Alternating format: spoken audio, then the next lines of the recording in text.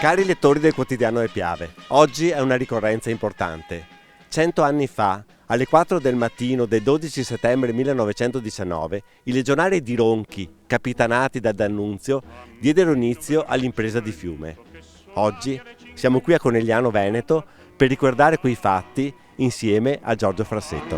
Tu guidavi il plotone in testa. Giorgio, chi era Riccardo Frassetto e cosa c'entra con D'Annunzio e con l'impresa di Fiume? Beh, innanzitutto devo dire che io, essendo nipote diretto, perché lui era il fratello maggiore di papà, è stato una nobilissima figura della prima guerra mondiale e della seconda.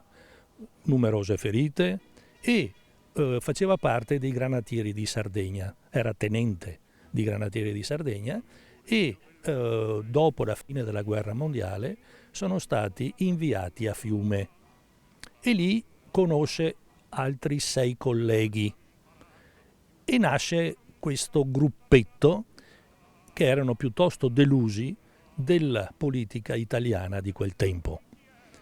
Devi pensare che la guerra era finita da meno di un anno, perciò siamo nel pieno dopoguerra, e siamo anche successivamente, poco dopo, della conferenza di Versailles che doveva stabilire le regole dei vincitori, cose che indubbiamente poi non sono state rispettate.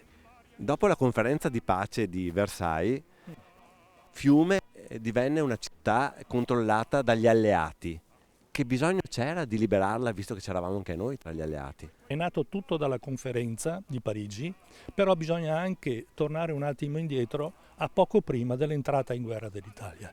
Il Trattato di Londra, che è stato firmato dall'Italia con la triplice intesa in faccia alla triplice alleanza che era la Germania e l'Austria, prevedeva che in caso di vittoria dovevano dare all'Italia il Brennero, il Trentino, l'Istria, il Friuli, la parte del Friuli austriaca e la Dalmazia.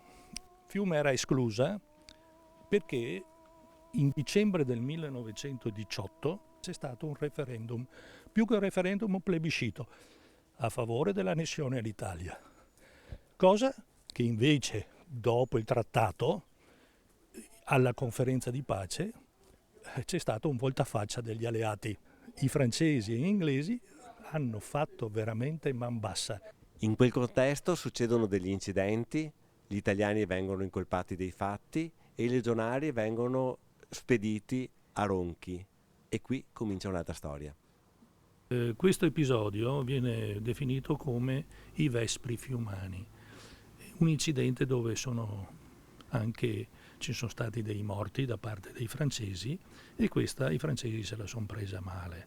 I granatieri di stanza appunto a Fiume hanno uno scontro con i francesi, con anche dei morti, e causa questo soprattutto il comando francese ha insistito perché gli italiani vengano rispediti in Italia, nonostante una protesta vivissima dei fiumani.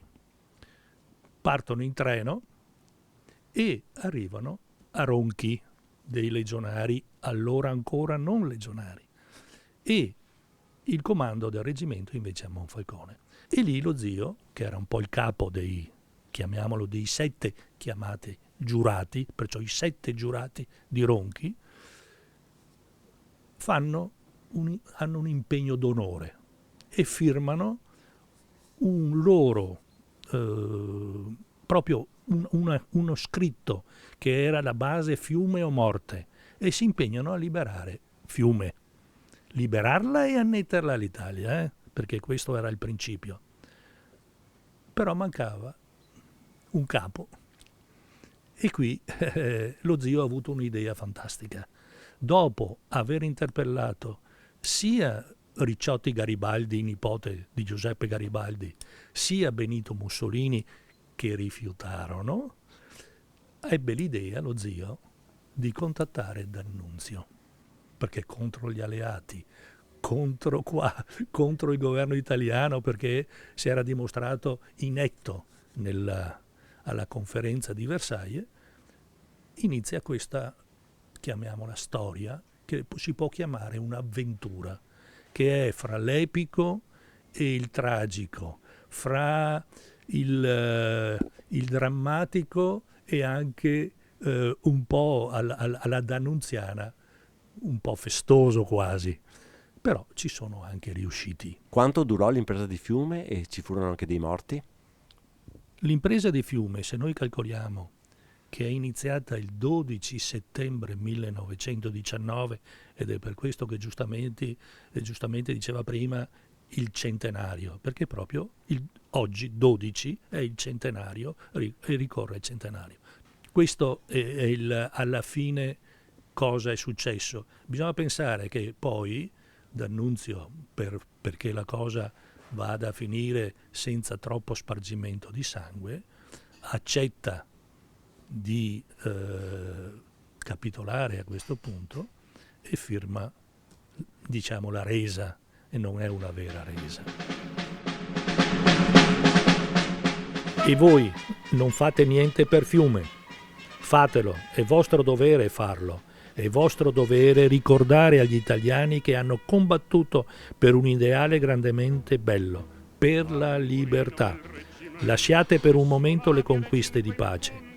L'Italia non è compiuta, in un ultimo sforzo la compiremo. Guidavi il plotone in testa, tra la folla che era entusiasta ratapla.